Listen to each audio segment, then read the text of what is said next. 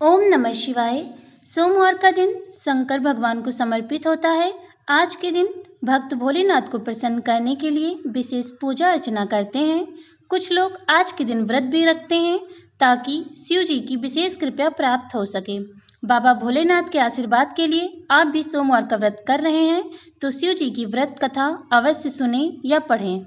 सोमवार व्रत विधि। नारद पुराण के अनुसार सोमवार व्रत में व्यक्ति को प्रातः स्नान करके शिव जी को जल और बेलपत्र अर्पित करना चाहिए तथा शिव गौरी की पूजा करनी चाहिए। शिव पूजन के बाद सोमवार व्रत कथा सुननी चाहिए। इसके बाद केवल एक समय ही भोजन करना चाहिए। साधारण रूप से सोमवार का व्रत दिन के तीसरे तक होता है, मतलब शाम तक रखा जाता है। सोमवार व्रत 3 प्रकार का होता है: प्रति सोमवार व्रत, सौम्य प्रदोष व्रत और 16 सोमवार का व्रत। इन सभी व्रतों के लिए एक ही विधि होती है। सोमवार व्रत की कथा। एक समय की बात है, किसी नगर में एक साहूकार रहता था। उसके घर में धन की कोई कमी नहीं थी, लेकिन उसकी कोई संतान नहीं थी। इस कारण वह बहुत दुखी रहता था। पुत्र प्राप्ति के लिए वह प्रत्येक सोमवार व्रत रखता था और पूरी श्रद्धा के साथ शिव मंदिर जाकर भगवान शिव और माता पार्वती की पूजा करता था। उसकी भक्ति देखकर एक दिन मां पार्वती प्रसन्न हो गईं और भगवान शिव से उस साहूकार की मनोकामना पूर्ण करने का आग्रह किया। पार्वती जी की इच्छा सुनकर भगवान शिव ने कहा कि हे पार्वती, इस संसार में हर प्राणी को अपने कर्मों का फल मिलता है और जिसके भाग्य में जो होता है उसे भोगना ही पड़ता है। लेकिन पार्वती जी ने साहूकार की भक्ति का मान रखने के लिए उसकी मनोकामना पूर्ण करने की इच्छा जताई। माता पार्वती के आग्रह पर शिव जी ने साहूकार को पुत्र प्राप्ति का वरदान दिया, लेकिन साथ ही यह भी कहा कि उसके बालक की आयु केवल 12 वर्ष होगी। माता पार्वती और भगवान शिव की बातचीत को साहूकार सुन रहा था। उसे न तो इस बात की खुशी थी और न ही दुख। वह पहले की भांति शिव जी की पूजा करता रहा। कुछ समय के बाद साहूकार के घर एक पुत्र को जन्म हुआ। जब वह बालक 11 वर्ष का हुआ तो उसे पढ़ने के लिए काशी भेज दिया गया। साहूकार ने पुत्र के मामा को बुलवाकर उसे बहुत सारा धन दिया और कहा कि तुम इस बालक को काशी विद्या प्राप्ति के लिए ले जाओ और मार्ग में यज्ञ कराना। जहाँ भी यज्ञ कराओ वहाँ ब्राह्मणों को भोजन कराते और दक्षिणा देते हुए जाना। दोनों मामा भांजे इसी तरह यज्ञ कराते और ब्राह्मणों को दान दक्षिणा देते काशी की ओर चल पड़े। रात में एक नगर पड़ा जहाँ नगर के राजा की कन्या का विवाह था, लेकिन जिस राजकुमार से उसका विवाह होने वाला था वह एक आंख से काना था। राजकुमार के पिता ने अपने पुत्र के काना होने की बात को छुपाने के लिए एक चाल सोची। साहूकार के पुत्र को देखकर उसके मन में एक विचार आया। उसने सोचा, क्यों ना इस लड़के को दूल्हा बनाकर राजकुमारी से विवाह करवा दूं। विवाह के बाद इसको धन देकर विदा कर दूंगा और राजकुमारी को अपने नगर ले जाऊंगा। लड़के को दूल्हे के वस्त्र पहनाकर राजकुमारी से विवाह करवा दिया गया, लेकिन साहूकार का पुत्र ईमानदार था। उसे यह बात न्याय संगत नहीं लगी।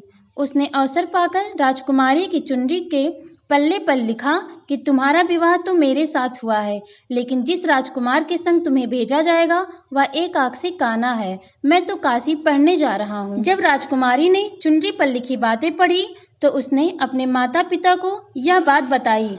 राजा अपनी पुत्री को विदा नहीं किया, जिससे बारात वापस चली गई।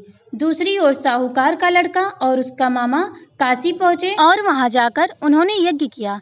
जिस दिन लड़के की आयु 12 साल हुई उसी दिन यज्ञ रखा गया। लड़के ने अपने मामा से कहा कि मेरी तबीयत कुछ ठीक नहीं है। मामा ने कहा कि तुम अंदर जाकर सो जाओ। शिव जी के वरदान के अनुसार कुछ ही देर में उस बालक के प्राण निकल गया। मृत भांजे को देखकर उसके मामा ने विलाप शुरू किया। संयोगवश उसी समय शिव जी और माता पार्वती उधर से जा रहे थे। पार्वती ने भगवान से कहा, स्वामी, मुझे इसके रोने के स्वर सहन नहीं हो रहा है। आप इस व्यक्ति के कष्ट को अवश्य दूर करें। जब शिव जी मृत बालक के समीप गए, या तो उसी साहूकार का पुत्र है जिसे मैंने 12 वर्ष की आयु का वरदान दिया था। अब उसकी आयु पूरी हो चुकी है, लेकिन मातृ भाव में विभोर माता पार्वती ने कहा कि हे महादेव, आप इस बालक को और आयु देने की कृपा करें, अन्यथा इसके वियोग में इसके माता पिता भी तड़प तड़प कर मर जाएंगे। माता पार्वती के आग्रह पर भगवान शिव ने उस लड़के को जीवित होने का वरदान दिया। भगवान शिव की कृपा से वह लड़का जीवित हो गया। शिक्षा समाप्त करके लड़का मामा के साथ अपने नगर की ओर चल दिया। दोनों चलते हुए उसी नगर में पहुंचे जहां उसका विवाह हुआ था। उस नगर में भी उन्होंने यज्ञ का आयोजन किया।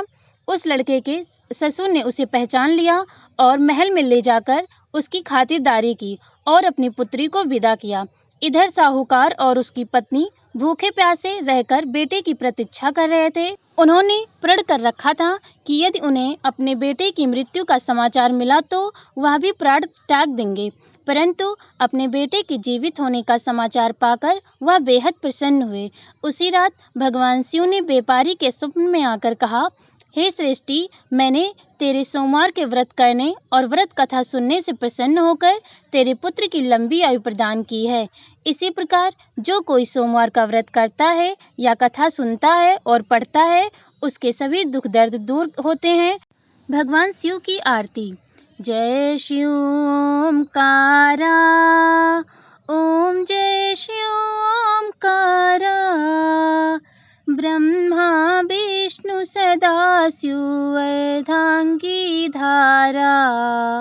ओम जय शिव ओमकारा, एकानन चतुरानन पंचानन राजे, हंसानन गरुड़ासन वृषवाहन साजे। ओम जय शिव ओमकारा। दो भुज चार चतुर्भुज दस भुज अति सोहे, त्रिगुण रूप निरखता त्रिभुवन जन मोहे।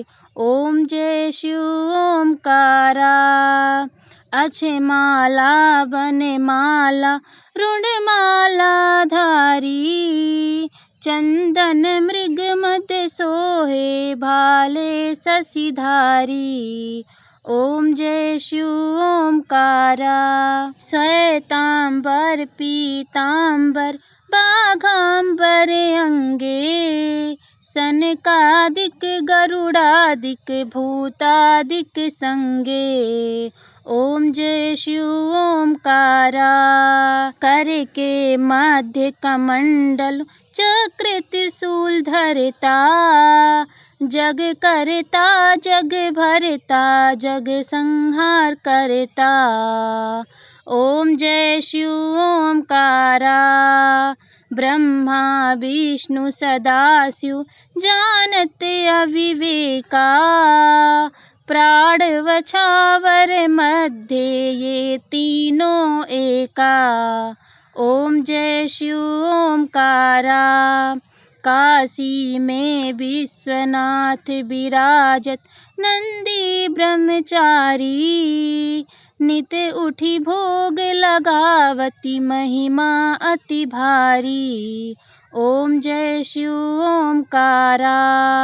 त्रिगुण शिव जी की आरती जो कोई नर गावे, कहत शिवानंद स्वामी मन वांछित फल पावे।